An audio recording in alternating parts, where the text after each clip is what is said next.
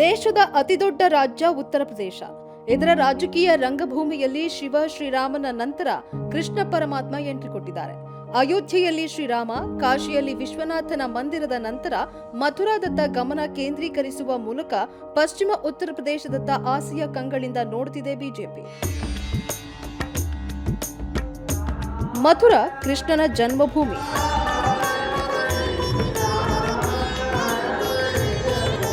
ಶ್ರೀಕೃಷ್ಣ ಇಲ್ಲಿ ನೆಲೆಸಿದ್ದ ಅನ್ನೋದು ಭಕ್ತರ ನಂಬಿಕೆ.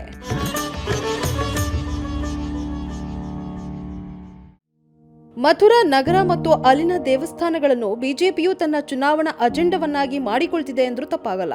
ಯಾಕೆಂದ್ರೆ ಇಂಥ ಕಾರ್ಯತಂತ್ರಗಳು ಬಿಜೆಪಿಗೆ ಉತ್ತರ ಪ್ರದೇಶ ಚುನಾವಣೆ ಮಾತ್ರವಲ್ಲ, ಮುಂದಿನ ಲೋಕಸಭಾ ಚುನಾವಣೆಗೂ ಒಂದು ವೇದಿಕೆಯನ್ನ ರೂಪಿಸಿಕೊಳ್ಳಲು ಅನುವು ಮಾಡಿಕೊಡಲಿವೆ. ಅಯೋಧ್ಯೆಯ ರಾಮ ಮಂದಿರ ಹಾಗೂ ವಾರಣಾಸಿಯ ಕಾಶಿ ವಿಶ್ವನಾಥನಂತೆಯೇ ಶ್ರೀಕೃಷ್ಣನ ಮಥುರಾದಲ್ಲಿಯೂ ಮಸೀದಿ ಇದೆ. ಅದು ಮೊಘಲ್ ಚಕ್ರವರ್ತಿ ಔರಂಗಜೇಬ್ನ ಕಾಲದಲ್ಲಿ ನಿರ್ಮಿಸಲಾಗಿದ್ದ ಶಾಹಿ ಈದ್ಗಾ ಮಸೀದಿ.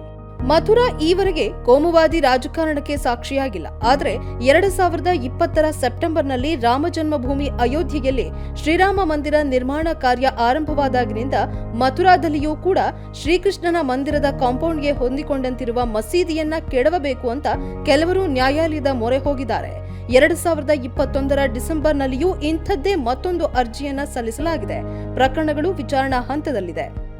अयोध्या में रामलला का भव्य मंदिर बन रहा है, काशी में बाबा विश्वनाथ जी का कॉरिडोर बन रहा है। अब श्री कृष्ण जन्मभूमि पर भव्य मंदिर की प्रतीक्षा, इसके पीछे और कुछ नहीं।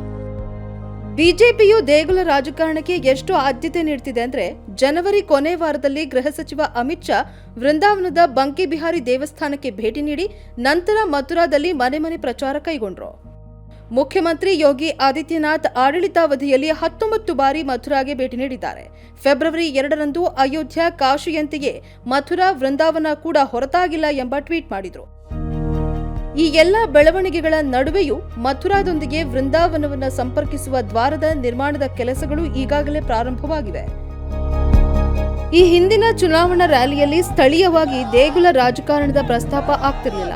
देखिए, Mathura is the main issue is the non-availability of elected representative Mr. Shrikant Sharma.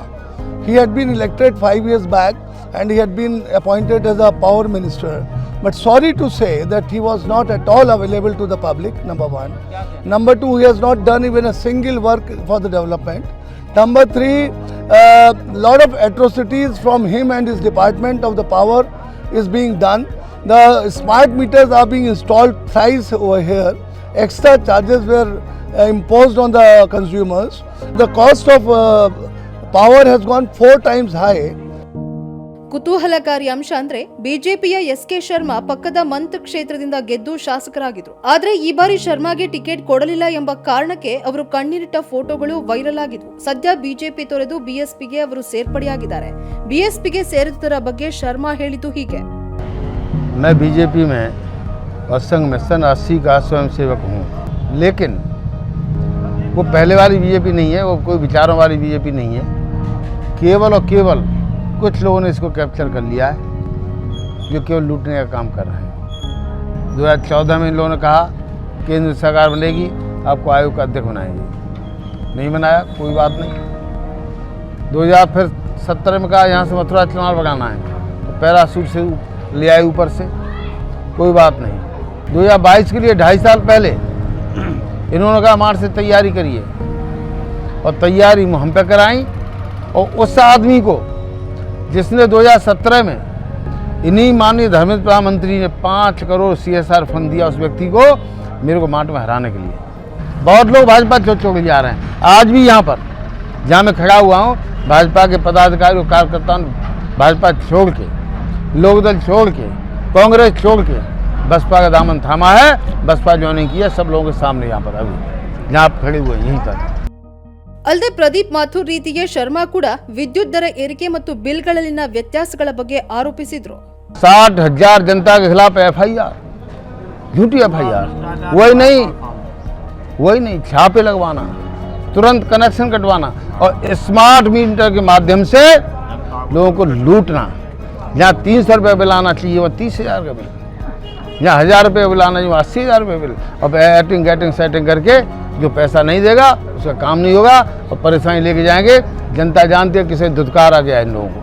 ಈ ಆರೋಪಕ್ಕೆ ಅಂದಿನ ಇಂಧನ ಸಚಿವ ಶ್ರೀಕಾಂತ್ ಶರ್ಮಾ ಉತ್ತರಿಸಿದ್ದು ಹೀಗೆ.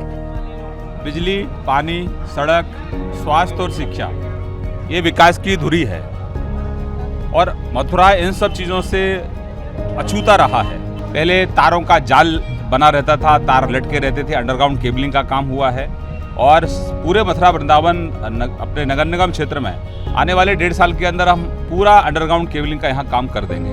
ओवरहेड्स आपको यहाँ दिखाई नहीं देगा। यहाँ सड़कों की हालत बहुत ख़राब थी, उनको हम पक्का कर रहे हैं। यहाँ पर पीने की दिक्कत थी पानी की, 1.25 लाख घर हैं मेरे पास, उसमें से 70,000 घरों में मीठा पानी हम लोगों ने पहुँचाया है। रेस्ट में हम अभी अंडर बोरिंग से पानी दे रहे हैं। 24 तक हर घर में शुद्ध पीने का पानी हम लोग पहुँचाएँगे। हमारे प्रधानमंत्री जी ने काशी का मॉडल देश को दिया है और सब सनातनियों की इच्छा है। हम 500 साल से संघर्ष कर रहे थे अयोध्या के लिए, लेकिन संविधान में हम लोग आस्था रखते हैं। ये देश कानून से चलता है और आज वहाँ संविधान के रास्ते हम चले तो वहाँ सनातनियों की विजय हुई। वहाँ दिव्य और भव्य राम मंदिर बन रहा है। बाबा विश्वनाथ का कॉरिडोर, ये प्रधानमंत्री का विज़न है कि उन्होंने एक मॉडल दिया है देश को।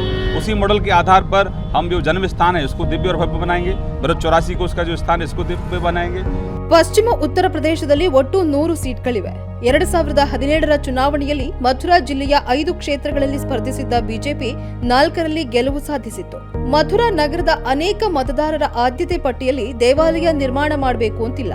ಅವರ ಆದ್ಯತೆ ಏನು ನೀವೇ ಕೇಳಿ. चुनाव से पहले ये चर्चाओं में तो ज़रूर रहती है और अखबारों की सुर्खियों में ज़रूर रहती है कि वो भी अब आने लगा है। पहले ऐसा कोई मुद्दा था नहीं और ना कहीं ऐसी कोई चर्चाएं थी यहाँ पे। ऐसा कोई मुद्दा मुझे नहीं लगता कि अभी फ़िलहाल मंदिर मस्जिद का है यहाँ पे।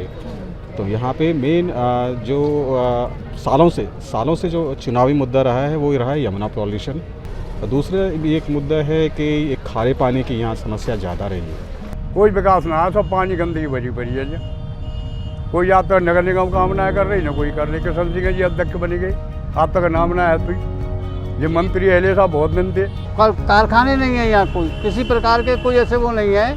जो पहले कभी किसी ज़माने में साड़ियाँ चला करती थी, तोड़ियों के काम चलते थे, चांदी के काम चलते थे और जो काम थे टोंटियों के काम थे, सब बिल्कुल बेकार पड़ा हुआ है। कारोबार जो है महंगाई ने इतना बुरा मारा है कि सब आदमी त्राही मचाए हुए हैं।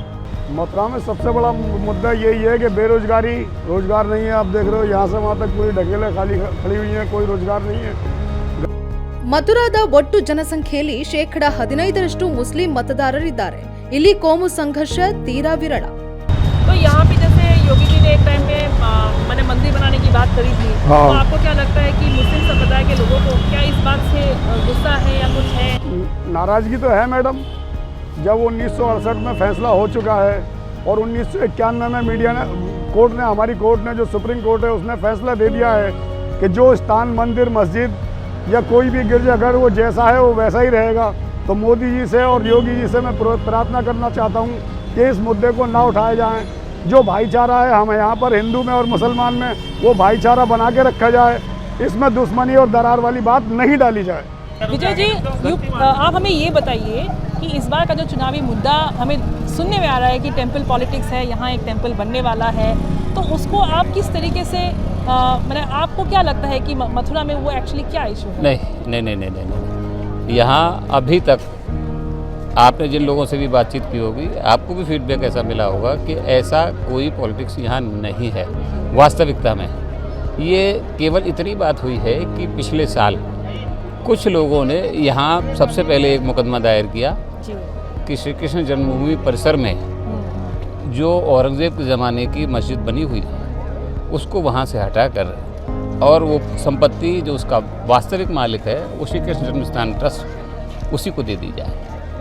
उसके बाद से धीरे धीरे ये आवाज़ तेज़ हुई और न्यायालय तक रही। करीब 1 दर्जन मुकदमे इस मामले में दर्ज करने का प्रयास किया जा रहा है। सुनवाइयाँ जारी हैं। अभी फैसला कई मामलों में नहीं हो पाया है कि वहाँ उनका मामला सुना जाएगा या नहीं सुना जाएगा, लेकिन पिछले कुछ ही महीनों में ये आवाज़ पॉलिटिकली उठाई जाने लगी कि भाई ये ऐसा होना चाहिए। जब अयोध्या में राम मंदिर बन रहा है, काशी में कॉरिडोर बन रहा है, तो मथुरा में क्यों नहीं उसी स्थान पर मंदिर बनना है। आम जनता का सबसे बड़ा इस बात का मुद्दा ये है कि मथुरा की शांति बनी रहे। मथुरा में अभी तक कभी भी इस तरीके का बहुत बड़ा कोई कम्युनल दंगा नहीं हुआ है जिसमें यहाँ हिंदू और मुसलमान में कोई क्लेश हुआ हो।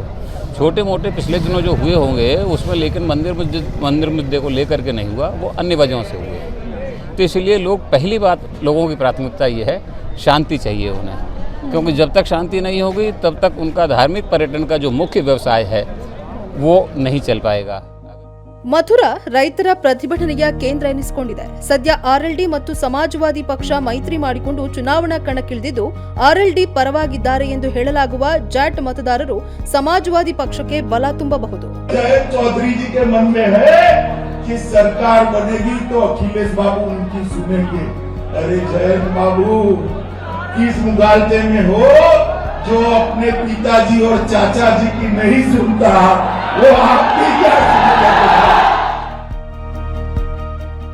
ಕೋಮು ಸೌಹಾರ್ದವಿರುವ ಈ ಪ್ರದೇಶದಲ್ಲಿ ದೇಗುಲ ರಾಜಕಾರಣದ ಗಾಳ ಉರುಳಿಸಿರುವ ಬಿಜೆಪಿಗೆ ಈ ಚುನಾವಣೆಯಲ್ಲಿ ಹಿನ್ನಡೆಯೂ ಆಗಬಹುದು. ಆದರೆ ಸಮಯಕ್ಕನುಗುಣವಾಗಿ ಯಾರೂ ಊಹಿಸಲಾಗದಂತ ಗಾಳ ಉರುಳಿಸೋದು ಬಿಜೆಪಿಗೆ ಹೊಸದೇನಲ್ಲ.